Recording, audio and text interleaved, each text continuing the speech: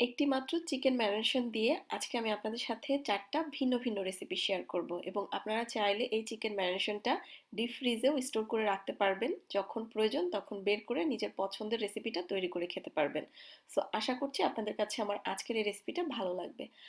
আসসালামু আলাইকুম everyone, welcome back to my channel Mukti's cooking world. আজকের রেসিপির জন্য আমি 2 কাপ পরিমাণ বনলেস চিকেন নিয়েছি। তার মধ্যে 4 টেবিল চামচ পরিমাণ আদা রসুন পেস্ট দিয়ে দিলাম, 1 টেবিল চামচ পরিমাণ লাল মরিচের গুঁড়া, 1 চা চামচ পরিমাণ জিরার গুঁড়া, 2 চা চামচ পরিমাণ গরম মশলার গুঁড়া, সাথে দিচ্ছি 1 টেবিল চামচ পরিমাণ লেবুর রস, 1.5 টেবিল চামচ পরিমাণ সয়া সস আর স্বাদ মতো কিছুটা লবণ।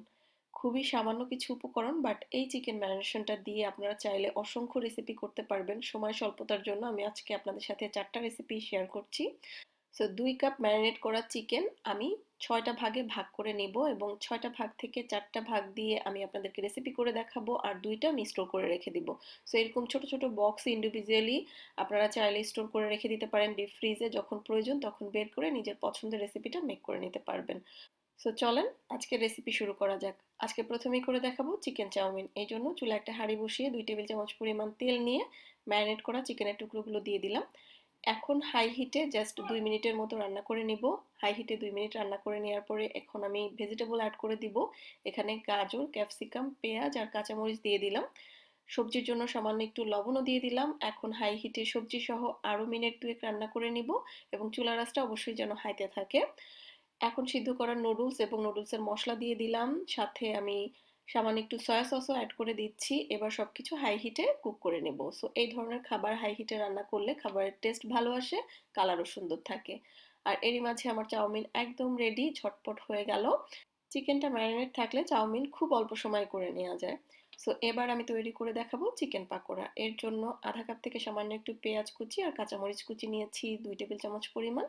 অল্প একটু পেঁয়াজের জন্য লবণ দিয়ে দিলাম, সাথে ম্যারিনেট করে রাখা চিকেন দিচ্ছি। এবার সবকিছু আলতো হাতে হাত দিয়ে মিক্সড করে নিয়ে এর মধ্যে অ্যাড করে দিব 3 টেবিল চামচ পরিমাণ ময়দা আর 1 টেবিল চামচ পরিমাণ কর্নফ্লাওয়ার। সামান্য একটু টেস্টিং সল্ট দিচ্ছি, এই পাকোড়াটায় খেতে ভাল লাগে টেস্টিং সল্টটা দিলে, বাট এটা অপশনাল, কেউ দিতে না চাইলে না দিলেও হবে। ময়দাটা আলতো হাতে মিশিয়ে নেওয়ার পরে এর মধ্যে 1 থেকে 1.5 টেবিল চামচের মতো পানি দিয়ে ভালোভাবে একটু মিক্সড করে নিচ্ছি। যখন কনসিস্টেন্সিটা এরকম হবে তখন আগে থেকে গরম করে রাখা তেলের মধ্যে এক এক করে পাকোড়াগুলো দিয়ে দিতে হবে। তেলটা ভালোভাবে গরম করে পাকোড়াগুলো দিবেন এবং মাঝারি আঁচে পাকোড়াগুলো মুচমুচে করে ভেজে নিতে হবে। সো আমার পাকোড়া একদমই ভাজা হয়ে গিয়েছে, এবার তেল থেকে তুলে নিচ্ছি। আর এই তো আমার মুচমুচে চিকেন পাকোড়া একদম রেডি। খুবই সিম্পল একটা রেসিপি, বাট এটা খেতে অসম্ভব মজার হয়ে থাকে। এখন আমি আপনাদেরকে করে দেখাবো চিকেন পপকর্ন। আধা কাপ ময়দার মধ্যে 2 টেবিল চামচ পরিমাণ কর্নফ্লাওয়ার, সামান্য একটু লাল মরিচের গুঁড়া এবং সামান্য একটু লবণ দিয়ে দিচ্ছি। এবার শুকনো উপকরণগুলো ভালোভাবে মিক্সড করে নিয়ে ম্যারিনেট করে রাখা চিকেন দিয়ে দিলাম।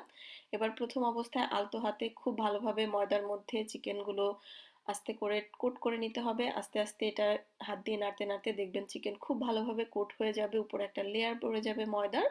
ওই পর্যায়ে এগুলোকে ডুবো তেলে ভেজে নিতে হবে। তেল খুব ভালোভাবে গরম করে নিয়ে এখানে চিকেনের টুকরোগুলো ছাড়তে হবে এবং 3-4 মিনিটের মতো এগুলো ভেজে নিলেই হবে, খুব দ্রুতই সিদ্ধ হয়ে যায়। আর এরই মাঝে চিকেন পপকর্ন আমার একদম রেডি, মুচমুচে চিকেন পপকর্ন। এবার আমি আপনাদেরকে করে দেখাবো চিকেন ভেজিটেবল রাইস। এর জন্য চুলায় একটা হাঁড়িতে কিছুটা তেল দিয়ে তার মধ্যে আমি ম্যারিনেট করে রাখা চিকেন দিয়ে দিলাম। চিকেন 2 মিনিটের মতো ভেজে নেওয়ার পরে এর মধ্যে আমি আমার পছন্দের কিছু সবজি অ্যাড করব। তার আগে একটা ডিম দিয়ে আমি ডিমটাকে স্ক্র্যাম্বল করে চিকেনের সাথে মিক্সড করে নিচ্ছি। চিকেনের সাথে ডিমটা মিক্সড করে নেওয়ার পরে এখানে আমি 1/3 কাপ পরিমাণ করে গাজর, ক্যাপসিকাম 2 কালারের আর হচ্ছে পেঁয়াজ, কাঁচামরিচ দিয়েছি। স্বাদমতো সবজির জন্য একটু লবণও দিয়েছি। সবকিছু সহ আরও মিনিট 2 ভেজে নেওয়ার পরে 1.5 কাপ পরিমাণ আগে থেকে রান্না করা ভাত, সামান্য একটু গোলমরিচের গুঁড়া আর সামান্য একটু চিনি দিয়ে দিয়েছি। সাথে দিয়ে দিচ্ছি 1 টেবিল চামচ পরিমাণ সয়া সস। ব্যাস, হাই হিটে এই সব কিছু একসঙ্গে একটু নেড়ে চেড়ে নিতে হবে আর 2 মিনিটের মধ্যেই রেডি হয়ে যাবে চিকেন ফ্রাইড রাইস। সো খুবই সিম্পল 4টা রেসিপি আজকে আপনাদের সাথে শেয়ার করলাম। আপনারা চাইলে এই চিকেন ম্যারিনেশনটা দিয়ে আরও অনেক রকমের রেসিপি তৈরি করতে পারবেন। আশা করছি রেসিপি ভালো লেগেছে, ভালো লাগলে ভিডিওটা শেয়ার করে দিবেন। আজকে তাহলে এখানেই বিদায় নিচ্ছি। আল্লাহ হাফেজ।